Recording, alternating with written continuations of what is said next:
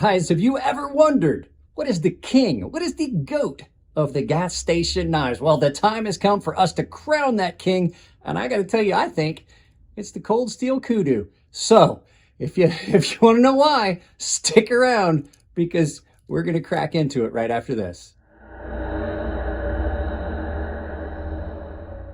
I know, guys, but you got to hear me out on this. I honestly think that having used, and I mean really used, this cold steel Kudu since it came in as a gift, that I am going to have to say that I think this is the GOAT when it comes to just the bare bones budget knife.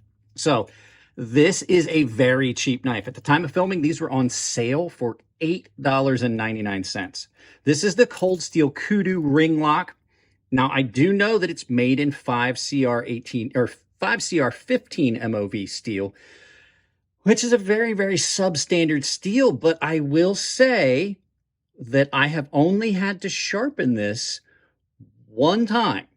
Now, I mean, I took the factory edge off and then had to sharpen it one time. So technically I sharpened it twice, but I wasn't happy with the factory edge. So I sharpened it and I've only had to sharpen it once since then. It probably needs it, but this thing has screamed through so much cardboard. So let me tell you why I think this thing is so great.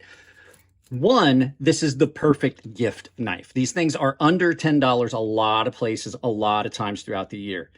So you can get this as a gift for someone to give them a decent knife to replace the crappy gas station knives they typically get. If you know of somebody that's really hard on knives and they tear stuff up, perfect gift. You're giving them a decent knife for that purpose.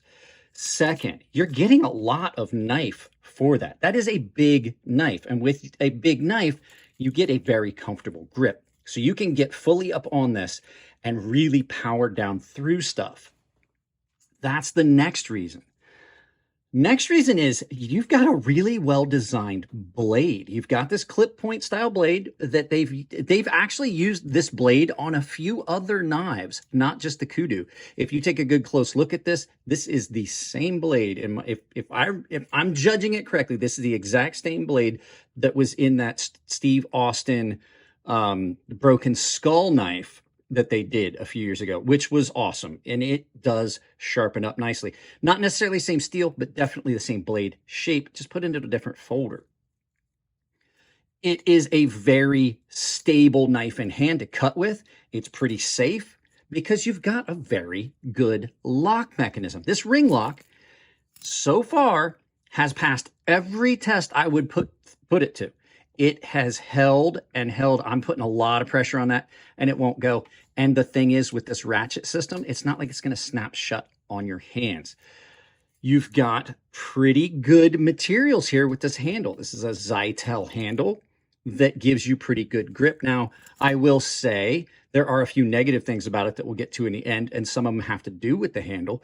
But all in all, that's a really good handle material. So Zytel is impregnable.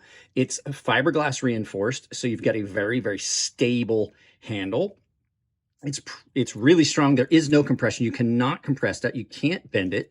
So it's not going to break. It's impregnable to grease and oil and things like that. So you don't have to worry about it getting sticky and breaking down like you do some of the rubberized grips on some other knives.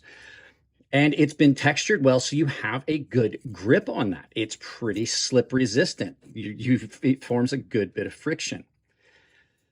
The lock on it, like I said, the lock on it is a big lock, so you've got no problem with that. And on top of the fact that the ring lock works in a specific fashion, which is easy to remove the lock or to unlock it and use it, when you're using it in the natural way, you're putting tension on that, so you're actually adding to the strength of the lock.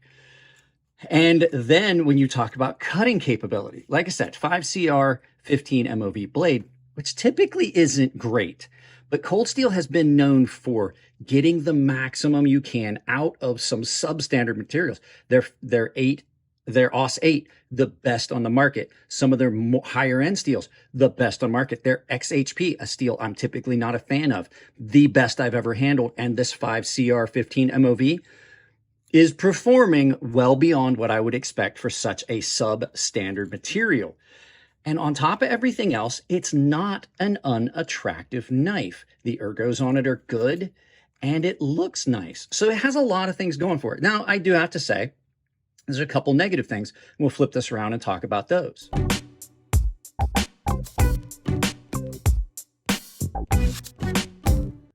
So there are some negative things on it. It is very poorly constructed, but it is only a $10 knife. So when I say poorly constructed, I mean there's just some things that have been overlooked very clearly. There's some definite sharp areas on this. This definitely needs to be cleaned up. I wanted to leave it as is until I finally did this video. When I decided I was going to do this, you can see you need to take some sandpaper, knock that lip off, because it does get, it is sharp. It's sharp in there. And you've got that really thin area right there with some of that texturing that just adds to the sharpness of it. So you'd probably take a piece of sandpaper, knock that corner off, and it'd be a lot better. The ring lock, as much as I like the ring lock, the ring can get in the way. The ring definitely can get in the way. But one of the things that is a plus, which we'll get to in a second, is because there is no, well, I mean, the plus is it will actually act as like a little clip, and you can set it on the lip of your pocket. So you can put it in your pocket and have it sit there, because this is another negative. It doesn't have a pocket clip. This is really big for just a throw in your pocket kind of knife. You would need a slip or something like that to carry this knife, because you are looking at closed length on this of just about 5 3/4 inches closed length on this. So it's not a small knife. Open length, you're looking at well over 9 inches. It's off the mat. So it's a big knife. So without a pocket clip, it can be unruly to stick in your pocket because it doesn't ride like this. So it sits like this. That is the nice thing about the ring. However, in hand, that ring can get in the way. It can be problematic. I've seen people replace that ring with a piece of 550 cord, which I may do in the future and see how well I like that. And then one of the last things, like, I mean, we're not talking about a high-end knife here, but it is definitely off center, and it's not just the pivot. So I tried adjusting the pivot. You can actually see that it does have a bit of a curvature to the grind. So the grind is off center. And I don't mean like it's ground incorrectly. Like, I think maybe that the blade blank was not completely straight and it just got ground. So this is straight. Well, I mean, it has a bit of a curvature to it. Really doesn't affect the overall performance of the knife. And at $10, you can't go wrong. So is this the best of all time, the GOAT when it comes to a cheap knife? Yeah. I'm not talking budget. I'm talking cheap. This is the king of the gas station knives. And it really is, it hits so high above its weight class that you would be surprised. If you get one of these, you will not be disappointed. And I just had to do a video about it. I really do love this knife. And I never would have gotten one of these if it hadn't been for one of the subscribers sending it to me because they had an extra one. So, guys, let's turn this around, do some final thoughts, and send you out about your day. Go, guys. I know it's goofy, and I know it is just a very cheap knife, but I have to say that this is up there when it comes to performance at the price point with the Mora Companion.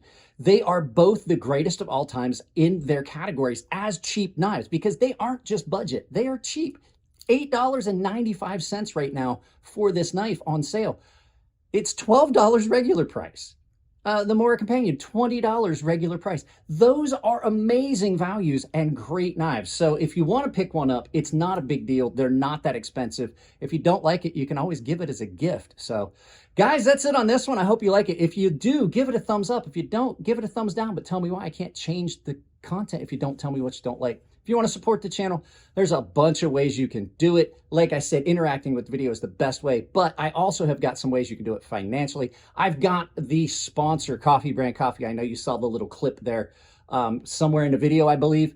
And it's one of the better ways to support. I get a portion of it. They are a sponsor to the channel. They're doing sponsored stuff for me. Tempered Trail is also a channel sponsor. They're providing stuff. You can use coupon code Crazy Sharp, all one word, at both of those vendors. I have got an Amazon store. Take that link, pin it to your browser, use that as your portal to shop on Amazon. It doesn't cost you anything and it supports the channel. And the final is I have a membership down below. It's all tier-based. I've got 3 tiers. Everyone has access to the Gilded server, which is a lot of fun.